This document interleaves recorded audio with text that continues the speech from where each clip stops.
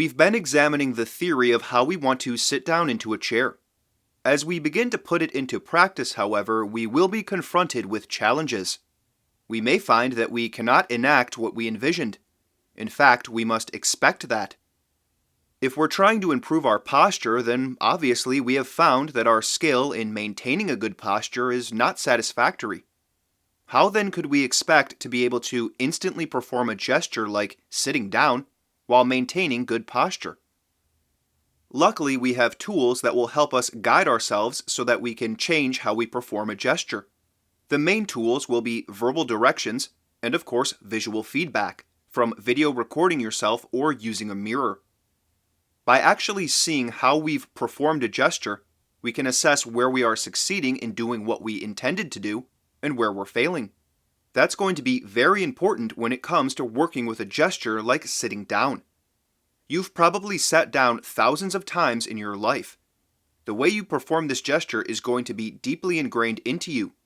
So if your mind is having to consider a number of changes that you're trying to implement, you can't rely on your feeling sense to warn you when you're leaving one out. Your feeling sense is going to like when you leave something out, because that will feel more like your familiar posture. When it comes to the gesture of sitting, we have the first stage, where we bend the knee and hip joints as hinges, but do not bend the ankle joints. That means the knee will not go forward.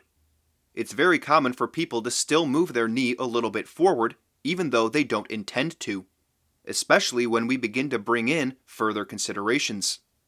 The condition of the legs is by no means the determining factor of whether the gesture is performed correctly or not. The condition of the torso is naturally quite important.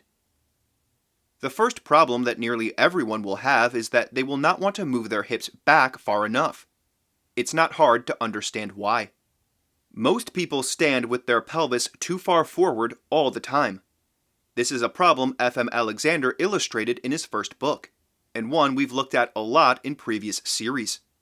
A person who stands like this doesn't like to move their hips back. They like to press their hips forward practically all the time. This leads us to another reason we want to delay bending at the ankle joint when we go to sit. If we start by immediately bending the ankle joint, we will be moving our weight further onto the front of the knee. You may recall from the series on the legs that the backs of the knees are reinforced, and so we want to keep our weight more through the back of the knee.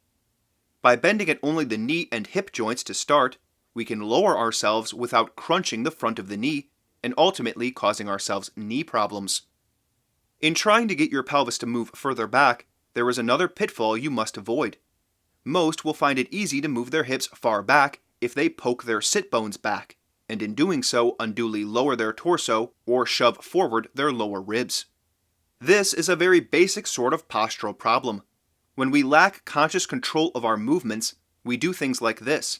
We get the order to move our hips back, and rather than think about how that should be done, we shove every part of our pelvis back as much as we can.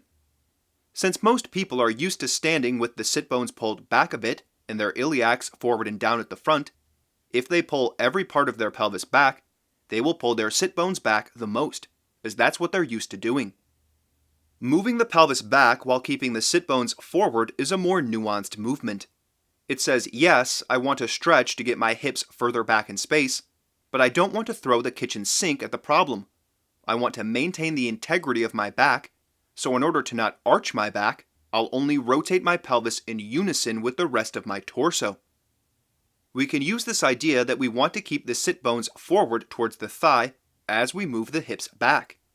The sit bones will still obviously move back in space with the pelvis, but they should not point or poke back. If we succeed, we can bring the pelvis back over the chair while keeping a flat lower back. The torso, though it will be angled, will still be lengthened and widened, just as in standing. We want to keep the torso angled around 20 to 30 degrees. If you're just starting out, you'll likely be closer to 30, but we want to work towards 20. If you angle your torso more than that, it's typically a sign that your lower ribs have come forward and down, obviously. One idea you can use when first attempting this first stage of sitting is that you can say you want to move your iliacs back faster than your thighs when you bring your hips back. Try putting your thumb on the iliac and your fingers on the thigh to make sure it happens. It will be easy to go too far forward and ultimately down with your torso, so we can add another piece to this. If you get a yardstick or thin piece of wood, you can measure off the distance from the front of your ankle to a wall. Move back a very small amount, just an inch or so, and then see if you can fit the stick between your lower sternum and the wall. If you can't, make an adjustment. You can use directions like lift your iliacs back and up, move your lower ribs back and up, lift the ribs at the back of the arm up away from the sit bones, and back away from the tips of the elbows. Once the stick is between your lower sternum and the wall, you can hold it in place with one hand. Make sure you hold it like a sword with your thumb and index facing you, and that your elbow is forward of your ribs.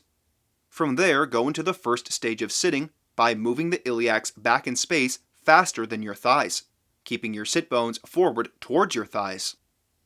You will be rotating around the stick, and it will prevent you from being able to lean too far forward and ultimately down.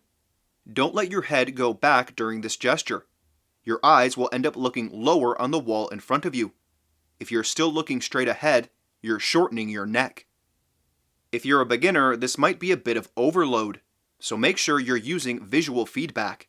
That's the only way you'll know if you're actually doing what you intended to do. This first stage of sitting, also called monkey or the position of mechanical advantage, is useful outside of going to sit. See if you can implement it in your day-to-day life. Maybe you have to reach down to get something off a table or counter. Do you bend your knees forward immediately to do that? Can you stay off the front of your knee and bend the knee and hip joints as hinges to lower yourself? If you're able to gain some proficiency in going into the first stage of sitting, so that you can do it without the stick, we can start to look at lowering to the chair. And remember, the stick prevents you from going forward with the lower sternum and dropping the torso. So when you take the stick away, you need to prevent that protrusion of the lower rib cage with your directions. In the second stage of sitting, you want to lower your sit bones straight down to the chair. Is this possible, or do you still find yourself sitting closer to the back of the chair? Remember, if we go straight down with the pelvis, we should land near the front of the chair, not the back. Experiment a little, then join me next episode, and we'll move into the second stage of sitting.